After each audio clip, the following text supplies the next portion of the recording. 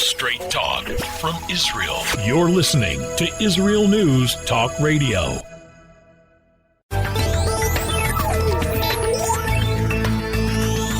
Welcome to the Science of Kabbalah with your hosts, Rabbi Yitzhak Michelson and William Hall, here on Israel News Talk Radio.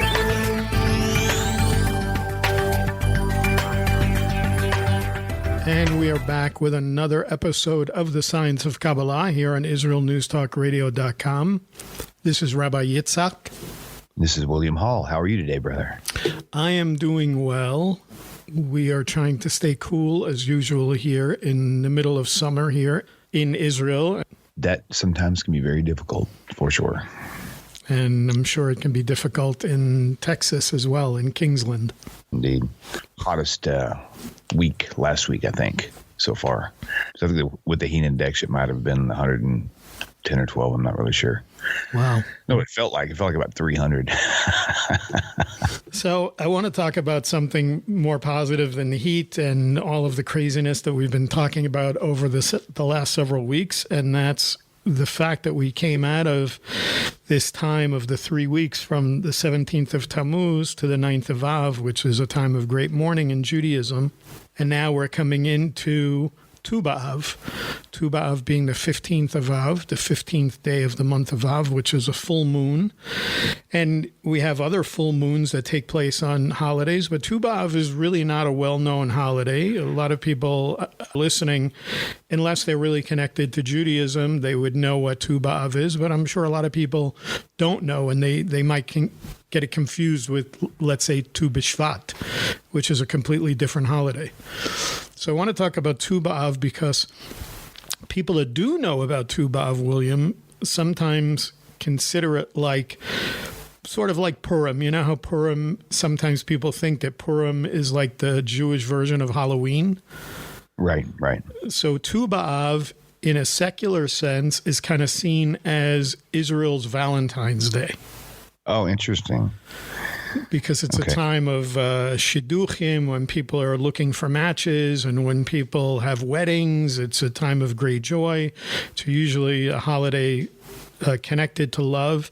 And so I want to see what sources we have in Judaism, what our sources say about Tu B'Av, what it says about love. And I said how sometimes these things are connected to other holidays. It's interesting that in a Mishnah, Tu B'Av is connected to Yom Kippur, of all things. Nobody would ever think of Yom Kippur as a day of joy the way Tu B'Av is. So I want to discuss that and see if we can come to some kind of conclusions about it. We will be right back after a short break here on the Science of Kabbalah on IsraelNewsTalkRadio.com. Always challenging the status quo. Hello, I'm Rod Bryant on Beyond the Matrix here at IsraelNewsTalkRadio.com. I want to encourage you to listen each week, every Wednesday at the same time, for an amazing show that will challenge you, inform you, and inspire. News, views, and wisdom for the nations here on IsraelNewsTalkRadio.com. Don't forget, Beyond the Matrix every week, Wednesday, here on IsraelNewsTalkRadio.com.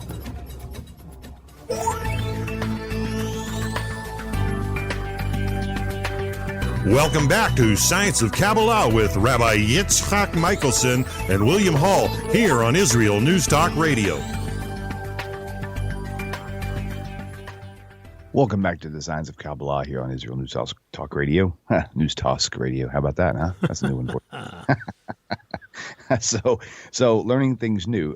Honestly, Tu B'Av, however you want to say that more properly, I've only even heard that mentioned like once before. I don't know why, but it wasn't until Leah sent me the message for the title for this, today's show. Of course, we're going to be doing on Women's World, and I was like, Tu B'Av. I'm like, was she thinking Tu B'Shvat? See, I was thinking the same thing that you said earlier. And then to find out all these connections with possibly with Yom Kippur, Purim, and Valentine's Day. That's just going to be a nice. We're going to have to retitle this show, I think. A lesson in holy days. Either that or what's love got to do with it? What's love got to do with it? Got to do with it. That's got to be it right there. So actually, when Leah and I were talking over Shabbat, and I asked her if she knew what she was going to talk about, and she said Tu B'Av and the idea of love and so forth. And I said, I really don't know what I'm going to talk about. And we were taking a walk, and I said, maybe I'll talk about reincarnation, about Gilgul. And then I thought, I'll hold off on that one. I thought maybe looking at the Mishnah that this would be really interesting. So, like I said, the thing that you have to realize is that Tu B'Av, and the idea that it's called Tu B'Av is based on the date, the 15th of the day of Av. Really, it's both an ancient and a modern holiday, because originally it was sort of a post-biblical day of joy, and it served as a day of matchmaking for unmarried women, especially during the Second Temple period before the fall of Yerushalayim in 70 CE. And in many ways, you would say that Tu B'Av was almost unnoticed in the Jewish calendar for many centuries, but it's kind of been rejuvenated, and that's where the modern part comes in, especially in the modern state of Israel. Now, I always think it's funny, William, I don't know about you, but I call Valentine's Day in the U.S., or I used to call it when I lived there, Forced Love Day. That's funny. Yeah, I used to call it Forced Love Day because I would always find it quite comical to like go to the supermarket, like where I lived in Florida. The main supermarket was called Publix, and it was unusual to go to Publix and to see men like tearing apart the card aisle. And then you'd see all these guys running home with flowers and bottles of wine and candy, all the candy hearts and so forth.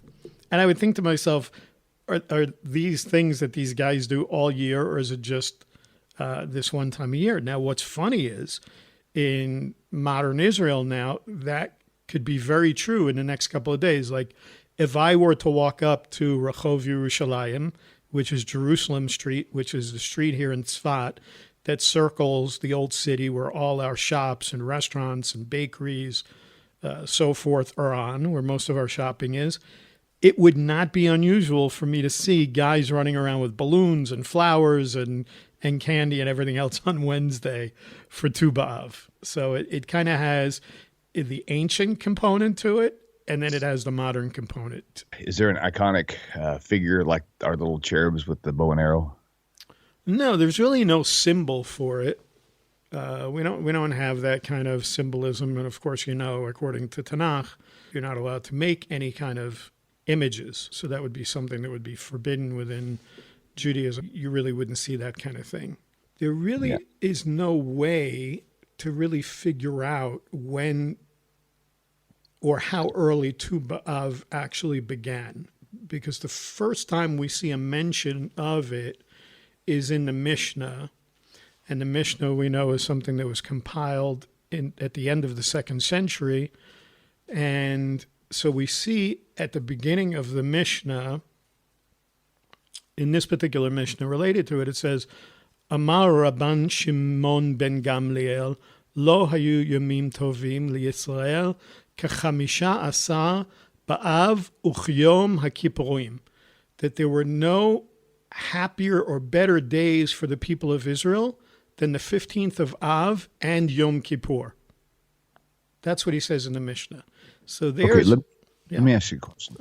This will help me to kind of wrap my head around it ahead of time. You know how in Genesis it talks about the story of Adam and Eve, and then and Cain and Abel, and then it zooms out again, or zooms way in, and then it tells you the story almost a second time, but in much more detail. Mm-hmm. So in this case, you just covered real quickly Tu B'Av and Valentine's Day and similarities. Can you just real briefly connect the similarities with Yom Kippur and Purim with these two, and then go back and just do your overview like you were going to?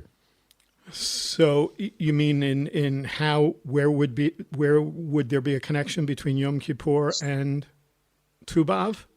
Right. Okay, so on a very simple level, I'm hoping that at some point we can get into a deeper discussion on that later in the show. But on a very simple level, one of the things that we see is that days that were normally considered to be days of mourning, Like, for instance, we just came out of the 9th of Av. We went from the 17th of Tammuz to Tisha B'Av, the 9th of Av. And I said those 3 weeks are days of intense mourning for the Jewish people, culminating in the 9th of Av, where there were just terrible things that took place. Both temples were considered to have been destroyed on the 9th of Av. But one of the things that we learn is that most of these holidays are meant to be holidays that are turned into joy. As a matter of fact, we believe and we see in many texts that certain holidays that are now considered fast days will be days of joy. Holidays that are days of mourning will be turned into joy. All of those things will become joyful for us. So on a very simple level, that's where the connection is. So that when Rabbi Shimon ben Gamliel is talking about this idea, he's going to come in and really make a connection. So that's on a simple level.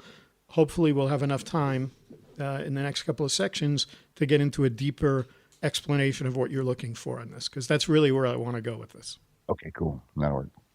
So he goes on and he says, never were there such days of celebration as Tu B'Av and Yom Kippur. And this is from the 4th chapter. This is the Mishnah I didn't mention.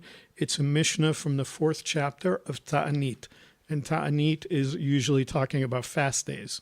Tu B'Av starts the sweetening and tikkun of the rectification of the sin of the spies. And we know the sin of the spies was really about speaking badly. They spoke Lashon Hara about the land of Israel, and that this took place also around the holiday of Tish B'Av, that fast day of Tish B'Av that we're talking about. And we know that as a result of that there was a death penalty that was decreed on the generation of the wilderness after we had the spin of the spin. Both of us are tongue-tied today. The sin of the spies. So the sages, Chazal, tell us that every year many people would die on the night of Tish B'Av. This is one of the things that happens.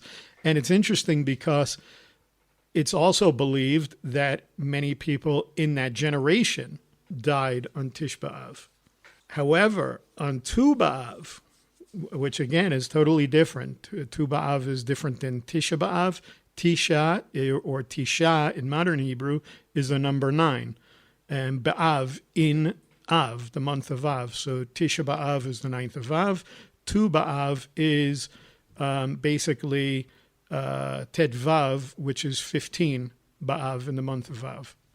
So on Tu B'Av, in that particular year that we're talking about, it became clear that this is when the deaths stopped. In other words, we saw that there was a death penalty for the generation that was in the wilderness as a result of the sin of the spies, and the people that believed them and got all upset and said, why did you bring us out here? It would have been better for us if we didn't come out to the desert, so forth. That all of the deaths that were taking place up until that point ended on Tu B'Av, ended on the 15th of the month of Av.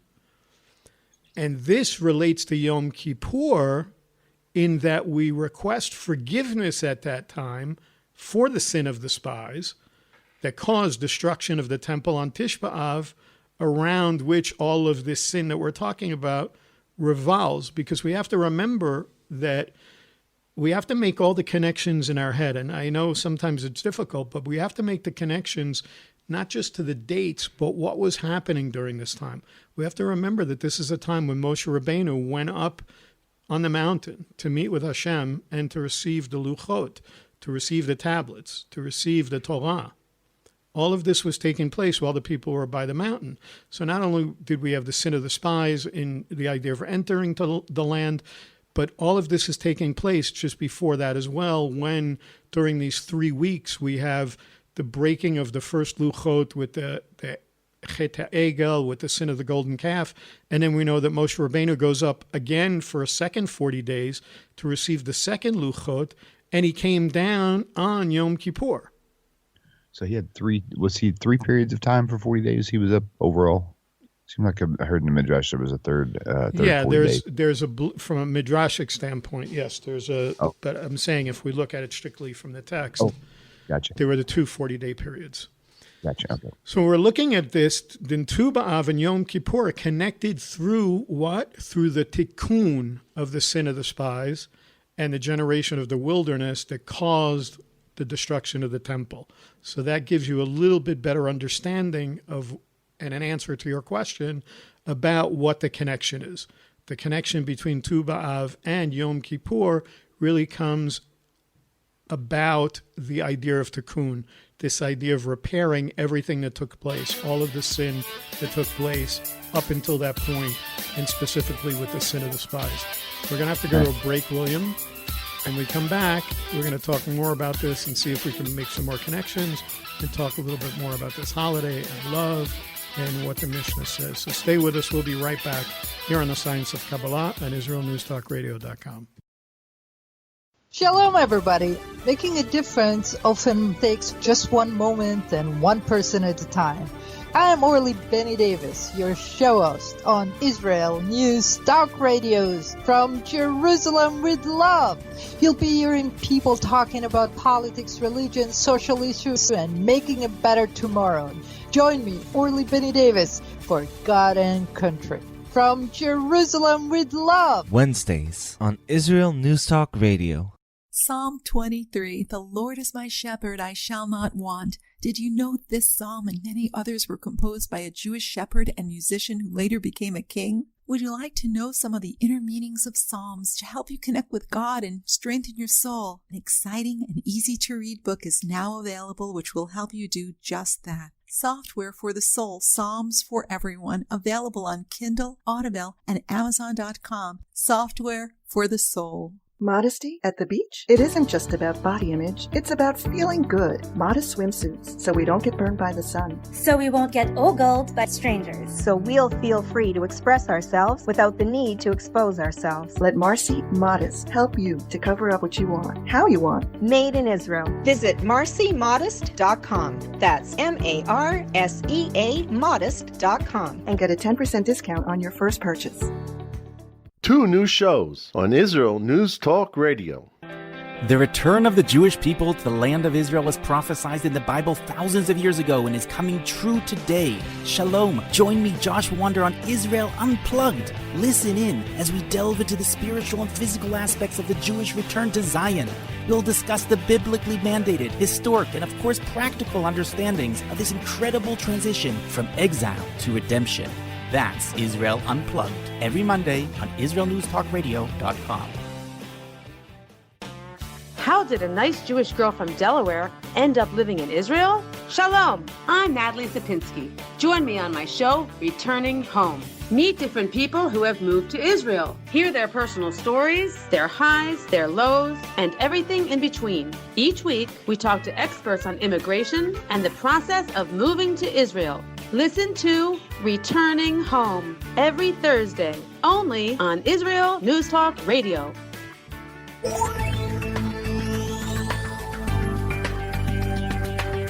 Welcome back to Science of Kabbalah with Rabbi Yitzchak Michelson and William Hall here on Israel News Talk Radio. Welcome back, everyone, to the Science of Kabbalah. William, before the break, we were talking about the connection between Tu B'Av and Yom Kippur. And there's a lot in that Mishnah that I mentioned that I kind of left out, and hopefully we'll get to that in this segment and hopefully in the last segment. But that Mishnah that I mentioned in Ta'anit, in chapter 4 of Ta'anit, towards the end, now discusses the concept of a wedding day. After it talks about the connection of Tu B'Av with this idea of joy and with this idea of seeking a partner and so forth on this day, that's where the connection to the modern day of Valentine's comes in, or our version, so to speak, of Valentine's Day. The Mishnah talks about on the day of his wedding. And we know that the day of his wedding is really an allusion to the giving of Torah, like we just talked about, that all of this was taking place around that time. And it also talks on the day of his heart's happiness, which also is related to the building of the temple. And we have to know that the main anguish that we suffer as a result of the temple's destruction really sort of arises from the inability to connect together all the spiritual worlds from a Kabbalistic standpoint. It's this idea of sort of the blemish and separation from holiness that results from sin. We're talking about sin in general, but in the first segment where we were talking about specifically the sin of the spies and the Chet Egel, the sin of the golden calf, all of these things really cause a blemish that separates the holiness and disconnects us from our ability to kind of elevate things, to see even in our modern day, the idea of seeing the rebuilding of the temple and so forth. There's something I heard with on one of the Parsha things that I listened to a while back, and it was talking about how whenever people get down in general, and I'm using this metaphorically, get down to actually you squat to jump. In other words, you bend down just so that you can launch in the air, right? Because you can't launch in the air unless you go down first. And oftentimes I've heard that as like a metaphor that it's like a constant roller coaster in a way. You go down to jump up and you go down. But it seems to me like in the jumping process, you're going down on purpose, and it's a positive thing the entire way so that you can elevate yourself. So how can that be compared, or can it be connected to with this whole thing of Tu B'Av, or shall I say Yom Kippur, being turned into joy? It makes sense in a way because, if you have a sense of error and then you fix it, then that's like that elevated high that you get, that you're no longer down there. I don't know. I'm trying to piece all this together. Oh, actually, you're doing an amazing job, because I could tell you that what you're saying is at the core of what we're talking about on the show today. Okay, cool. You could argue that, and let me see how I would word this. The greatest ascent, the idea of ascending and elevating, only comes as a result of the level of your descent. It's to the level to which you fall that determines the level to which you're able to ascend and elevate yourself. Interesting. That makes sense. And that's really the core of the message that we're talking about. And you could connect this to anything. You could connect this to the idea of Bnei Israel being in Mitzrayim and us talking about them reaching a 49th level of impurity, and that Hashem had to bring them out in order for them not to fall. And then there's a great elevation that then comes after that with the receiving of the Torah, etc. And that same connection can be made here. The Torah, which relates to the day of his wedding that we just talked about in the building of the temple, again, is related to this idea of tikkun. And it's that tikkun that basically forges the link between the upper and lower spiritual worlds that we're discussing, this idea of being disconnected. And really, when you think about it, that's the main purpose of the Torah, is to create for us, with our ability to connect to the Torah, with our ability to perform the mitzvot in this physical world, it then gives us the ability to be attached to the higher world and to draw down the Shekhinah, to draw down the divine presence, or to bring down Shefa, to bring down bounty from the upper worlds. So in other words, everything that we do, every mitzvah, everything that we do for the sake of heaven, brings this kind of unification that we're talking about. And all this tikkun is drawn from Tu B'Av and Yom Kippur, because the start of the tikkun of the sin of the spies that we said caused the destruction, it's at that time that there begins a start in a certain aspect of the dedication of the temple, which is all about the tikkun.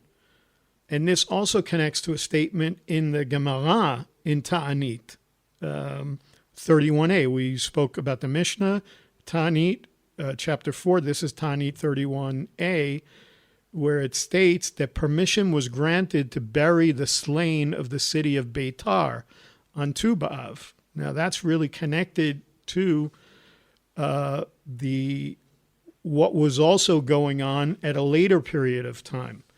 Because if you know the story of the Bar Kokhba revolt, Bar Kokhba, one of the people who was seen as a Mashiach figure with the Jewish people during the revolt against Rome in 135 CE, the final battle took place at a place called Beitar here in Israel.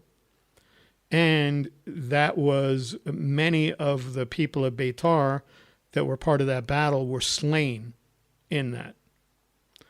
But what the Gemara then teaches is what prompted Chazal to do is to institute one of the blessings that we have in the Birkat Hamazon, in the grace after meals that we say, is the blessing of Hatov V'Hamitiv, this idea of who is good and who does good, talking about Hashem.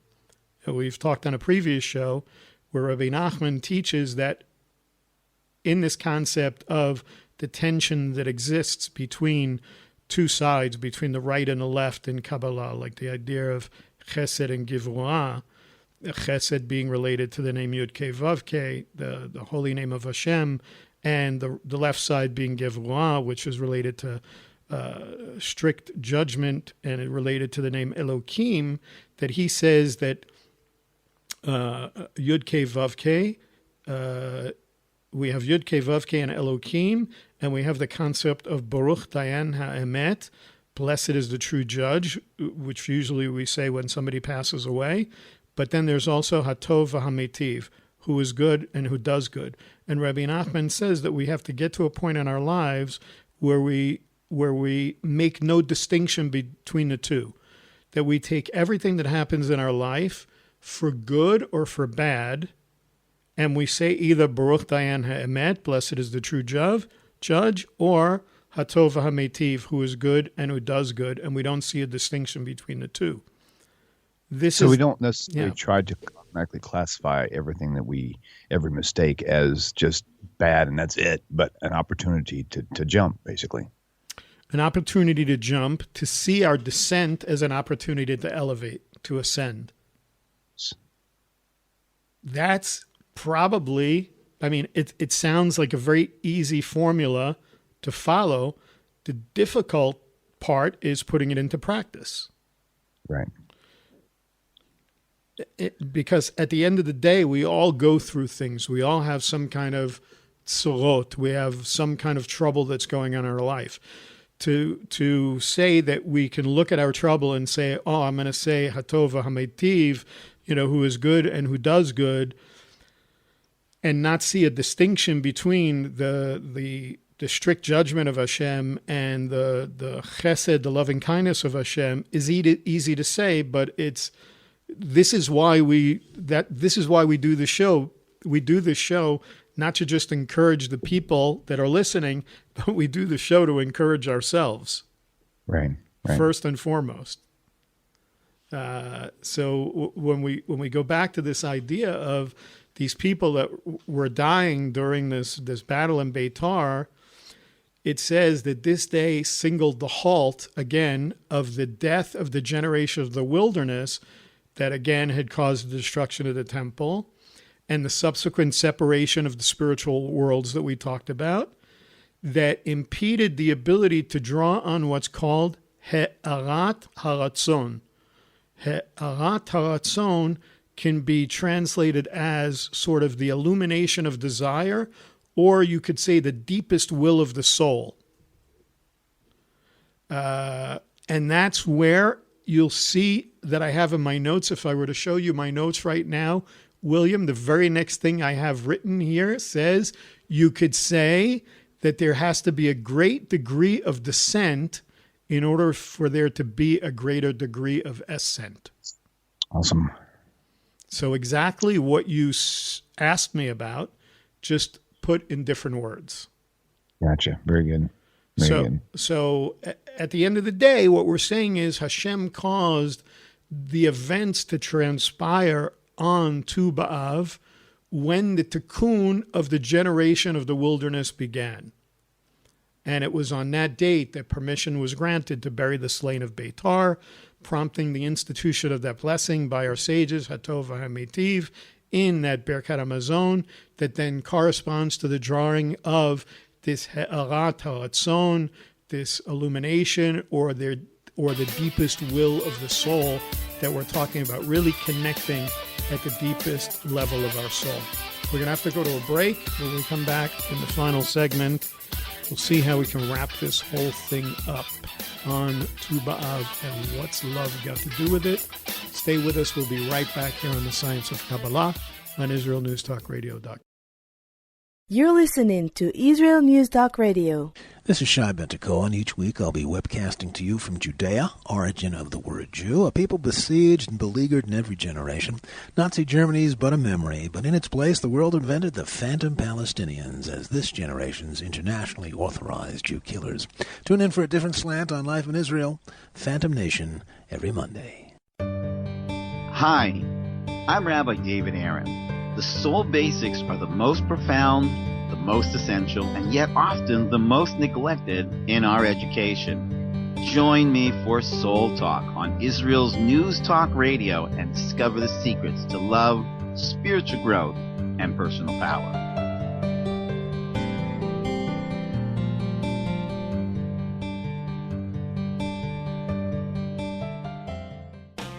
How did a nice Jewish girl from Delaware end up living in Israel? Shalom, I'm Natalie Sapinski. Join me on my show, Returning Home. Meet different people who have moved to Israel. Hear their personal stories, their highs, their lows, and everything in between. Each week, we talk to experts on immigration and the process of moving to Israel. Listen to Returning Home every Thursday, only on Israel News Talk Radio.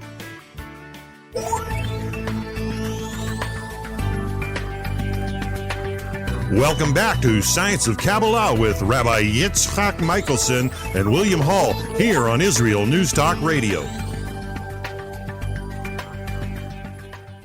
Welcome back to the final segment of Science of Kabbalah here on Israel News Talk Radio. And so if I was to sum up today, and one little encouraging pack is, I would say this: when fall spiritually, don't stay depressed and beat yourself up. See that as an opportunity to just jump like crazy. And so many times I'm guilty of that. When I fall, it's like I stay down. It's like, oh, I can't believe I did this. You know, and you just stay down and you keep beating yourself up, or pity party, however you want to look at it, instead of using that as an opportunity to just bounce back. You know, and so that's pretty deep. Yeah, absolutely. And so if I want to sum up the last part, we were talking about this concept of Ha'arat Haratzon, that illumination that we're talking about, or connecting to the deepest level of our will. It's really drawn from the unification of the spiritual worlds that we talked about. That is related to that aspect of the dedication of the temple that started on Tu B'Av, like we said, which is related to Yom Kippur and the Tikkun of both the sin of the spies and the generation of the wilderness that actually caused the temple's destruction. And one of the verses that's connected with this idea of that Ha'arat Haratzon, that deep will that we're talking about, and how it's connected to the Birkat Hamazon and this idea of Hatov HaMetiv, is a verse in Tehillim. It's in Psalm, I believe it's 30, where it says, Ma rav tucha, asher tzefanta le'oreacha, pa'alta lachosim bach, neged b'nei adam.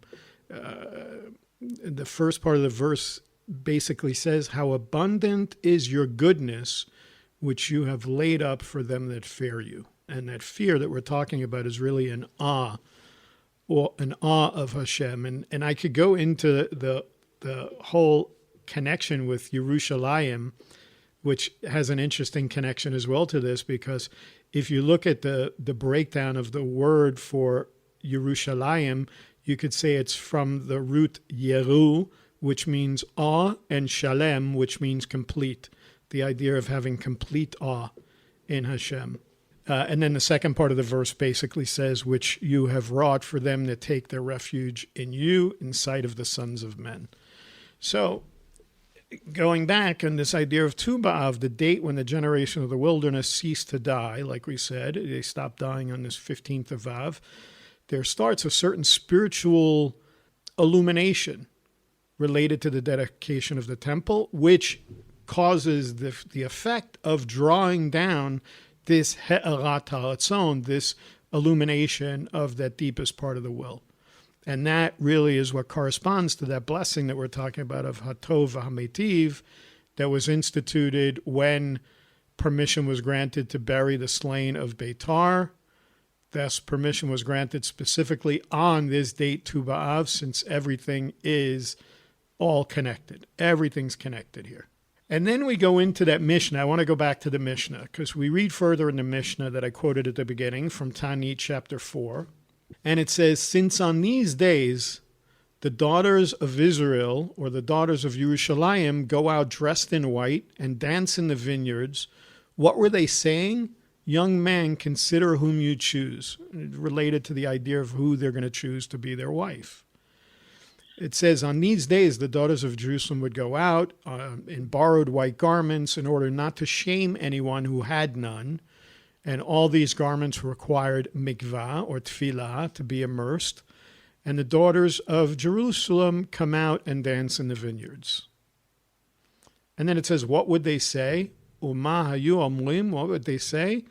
Bachor, young man, lift up your eyes and see what you choose for yourself. Do not set your eyes on beauty, but set your eyes on the mishpacha, on the family. It says, and then it quotes from Mishlei, from Proverbs chapter 31, verse 30, where it says, grace is deceitful and beauty is vain, but a woman that fears Hashem, she shall be praised. So based on this, based on the continuation of this Mishnah, the Gemara goes on and really tries to attempt to come to an understanding of the origin of the joyous day that we're talking about. And we see this in the Talmud in Ta'anit, like we quoted earlier. Ta'anit, this time in chapter 30, side B, it says, it says, tribes of Israel were permitted to mingle with each other, namely to marry women from other tribes. And at first, people kind of scratch their head if you know the Gemara or if you know your understanding. There really wasn't anywhere that we know of in the Tanakh where there was a prohibition of intermarriage among the 12 tribes of Israel. There is a source in the Talmud alluding to a story in the book of Shoftim, in the book of Judges, chapter 21, where there was sort of a civil war that took place between the tribe of Benjamin, and some of the other Israelite tribes. And then the tribes themselves vowed not to intermarry with men of the tribe of Benjamin. But we don't really see anything other than that particular source for it. We can also note that Tu B'Av, in an interesting sort of way, like several other Jewish holidays, like Passover and Sukkot and Tu B'Shvat, not to be confused with Tu B'Av, begins on the night between the 14th and 15th of the Hebrew month, since this is the night of a full moon in our lunar calendar.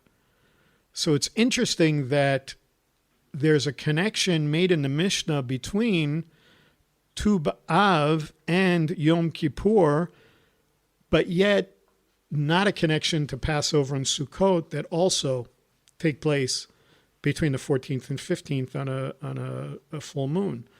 So we do have this kind of connection, the night of a full moon, with romance and love and fertility, which is not uncommon in ancient cultures. We see that a lot of time in ancient culture.